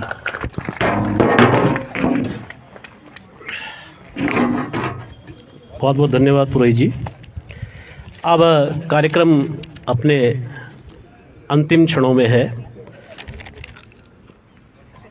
मैं अब बहुत आदर से यहाँ पर आमंत्रित करना चाहूँगा एक ऐसे शख्स को जो कि कई वर्षों से मैं देख रहा हूँ कि कोना कक्षा का कार्यक्रम के प्रति एक पूरे समर्पण भाव से कार्य कर रहे हैं। कई बार उन्होंने मुझे भी ऑनलाइन जोड़ा अलग अलग सत्रों में, और एक गंभीरता और एक चिंता उनके अंदर मुझे हमेशा दिखाई दी, एक वैचारिक प्रखरता दिखाई दी, पूरा समर्पण दिखाई दिया। और पिछले कई वर्षों में जो धात का एक प्रमुख नाम बन चुके हैं परमादरणीय श्री गणेश चंद्र उनियाल जी, जो कि आज की इस आयोजन की अध्यक्षता कर रहे हैं। आज के समापन संबोधन के लिए और सभी को धन्यवाद देने के लिए मैं उनको बहुत आदर के साथ मंच पर आमंत्रित कर रहा हूं। श्री गणेश चंद्र उनियाल जी। धन्यवाद अवनीश भाई। आज उपस्थित समस्त साहित्यकार, साहित्य जगत के गणमान्य व्यक्ति, अन्य गणमान्य व्यक्ति, रूम टू रीड की टीम और मेरे सभी साथी, आप सभी को मेरा नमस्कार। आज इस कार्यक्रम में मैं आप सभी का एक बार पुनः अपनी ओर से और अपनी कोना कक्षा की टीम की ओर से भी स्वागत करता हूं। आप लोगों ने अपना अमूल्य समय दिया, इसके लिए मैं आभारी हूं। आज का जो कार्यक्रम साहित्य एकांश द्वारा आयोजित किया गया, मैं इसके लिए उन्हें बहुत बहुत बधाई देना चाहता हूं। उन्हें बहुत ही अच्छा कार्यक्रम और एक बहुत ही अच्छा प्रकाशन निकाला है। हम लोगों ने पिछले साल सोचा था कि हम स्थानीय साहित्यकारों की जो कहानियां हैं, जो उनकी रचनाएं हैं, उनको भी अपने कोना कक्षा के कार्यक्रम में स्थान दें। और इस क्रम में हमने शुरुआत की थी आदरणीय मुकेश नौटियाल जी जो हमारे बीच में हैं, उनकी किताब चमकता रहेगा सुईली घाम। उस किताब को हमने माध्यमिक स्तर के विद्यालय में पहुंचाया और उसके हमें परिणाम भी काफ़ी अच्छे मिले। उसके बारे में कई हमारे पास फीडबैक आए। उसी कड़ी को आगे बढ़ाते हुए साहित्य एकांश ने ये आज पहल की शुरुआत की है कि एक कहानी संग्रह निकाला है और मैं उम्मीद करता हूँ कि आगे भी हर वर्ष हमारा जो प्लान है कि हम हर वर्ष एक नया संग्रह निकालेंगे और उसे अपने विद्यालयों में भेजेंगे। अभी जैसे कि नौटियाल जी ने कहा कि बच्चों के लिए साहित्य छांटना एक बहुत बड़ी बात है, बहुत बड़ा काम है वो, क्योंकि बच्चे क्या होते हैं कि बच्चे इमेच्योर होते हैं। उनके सामने हम अगर कोई ऐसी चीज़ रखते हैं तो वो उसको किसी भी रूप में ले सकते हैं और एक मैच्योर माइंड जब उनको पढ़ता है तो वो उसको अपने हिसाब से व्याख्या करता है और उसको समझता है। लेकिन बच्चों के लिए साहित्य और कहानियों का चयन करना वाकई एक बहुत बड़ी बात है और मैं इसके लिए उनकी पूरी टीम को, डॉक्टर विद्या सिंह जी की पूरी टीम को बधाई देना चाहता हूँ कि उन्होंने बहुत अच्छी कहानियों का चयन इस काम के लिए किया है। कोना कक्षा की जहाँ तक बात है तो कोना कक्षा जैसे अभी तन्मय मोंगाई जी ने काफ़ी कुछ बताया। हम आज की तारीख में 700 से अधिक कोने स्थापित कर चुके हैं पूरे उत्तराखंड में और इनका निरंतर बढ़ना जारी है। ये सब समाज के लोगों के द्वारा किया गया है, हम कुछ नहीं है, हम तो एक बीच में मीडिएटर हैं। ये सब जितनी भी सफलता इस कार्यक्रम की हुई है वो सब आप जैसे लोगों के द्वारा हुई है, क्योंकि आप लोग जुड़े तो हम कुछ कर पाए, अन्यथा हम अकेले कुछ नहीं कर सकते थे। क्योंकि हम संस्थागत रूप में हम नहीं चाहते कि हम किसी एक व्यक्ति के पास जाएं, उससे कहें कि आप हमें 1 लाख रुपए दे दीजिए, हमें कोने स्थापित करने हैं। हम चाहते हैं कि हमें कोई 100 रुपये महीना दे, लेकिन वो समाज का व्यक्ति उस सार्वजनिक शिक्षा के स्कूल से जुड़े, क्योंकि सार्वजनिक शिक्षा में अधिकांश देखा गया है कि समाज की उदासीनता बहुत रहती है। उस उदासीनता को समाप्त करने के लिए हमने एक आह्वान किया और जिसमें कि हमें बहुत बड़ा सहयोग मिला, क्योंकि लोग चाहते हैं लेकिन एक प्रॉपर एक मंच, एक कोई आधार नहीं मिल पाता है, तो इसलिए वो काम नहीं हो पाते हैं। और जैसे कि हमने 5 साल में, जिसमें से कि 2 साल आप निकाल दीजिए कोरोना काल के, हम 28 कोनों से 700 कोनों तक पहुँचे हैं और ये सब आप जैसे सुधी लोगों की वजह से ही संपन्न हो पाया है। हम लोग इस कार्यक्रम में फूलदेई का जो महीना है, फूलदेई हम एक महीने का, चैत्र माह में पूरा 1 महीने का कार्यक्रम मनाते हैं। जैसे कि इसमें आपको अवनीश जी ने भी पहले बताया था कि डेली पे फूल डाल के बच्चे शुभत्व की कामना करते हैं, उस परिवार की शुभकामना करते हैं परिवार के लिए। तो हम इस फूलदेई के महीने को कोना कक्षा के वार्षिक कार्यक्रम के रूप में मनाते हैं। ये हमारा वार्षिक आयोजन होता है और इसमें पूरे महीने हमारे कार्यक्रम चलते हैं। इस बार हम 10,000 बच्चों के साथ में पूरे उत्तराखंड के मुनस्यारी, पिथौरागढ़ से लेके नीतीमाणा से लेकर के देवाल, जो चमोली का इंटीरियर बिल्कुल लास्ट ब्लॉक है, उत्तरकाशी के सुदूरवर्ती क्षेत्र, जहाँ जहाँ भी है, हम इस तरह से 700 कोने स्थापित कर चुके हैं। उन सब बच्चों के साथ में, हम 10,000 बच्चों के साथ में इस बार इस कार्यक्रम को बना रहे हैं और उसके लिए हमने 10,000 सीट्स तैयार की हैं। जैसे कि अभी मोंगाई जी ने बताया, वो सीट्स भी सब आप लोगों ने ही दी हैं। उसमें भी हमारा ऐसा कुछ नहीं कि हमने अपनी तरफ से कुछ किया है, सब समाज के सहयोग से ही है। और वो 10,000 सीट्स हमने विद्यालयों में भेजी हैं, जिनमें कि हम बच्चों से ड्राइंग, कहानी, कविता, लेखन करवाएंगे। इस बार हमने उसमें एक नई चीज़ और जोड़ी है कि हमने बच्चों से कहा है कि, स्कूलों से कहा है कि जो बच्चे मातृभाषा में लिख सकते हैं, गढ़वाली, कुमाऊनी, जौनसारी, किसी भी मातृभाषा में लिख सकते हैं अपनी, तो वो भी हमें लिख करके भेजें, हम उसको अलग से पुरस्कृत करेंगे। तो हमारा ये रहता है कि हम जितनी भी हमारे पास श्रेष्ठ प्रविष्टियाँ आती हैं, उनमें से हम 10% प्रविष्टियों को, सर्वश्रेष्ठ प्रविष्टियों को चयन करके उनको पुरस्कार वितरण करते हैं। और ये हमारा शायद 2-3 महीने बाद हो जाएगा, क्योंकि उसमें थोड़ा समय लगता है। ड्राइंग शीट्स आएंगी, कहानियाँ आएंगी, कविता आएंगी, उनका मूल्यांकन करवाना होता है, फिर उसका मेरिट बनाना होता है, तो उसमें हमें थोड़ा समय लग सकता है। तो 3-4 महीने में हम इस कार्यक्रम को आगे करेंगे।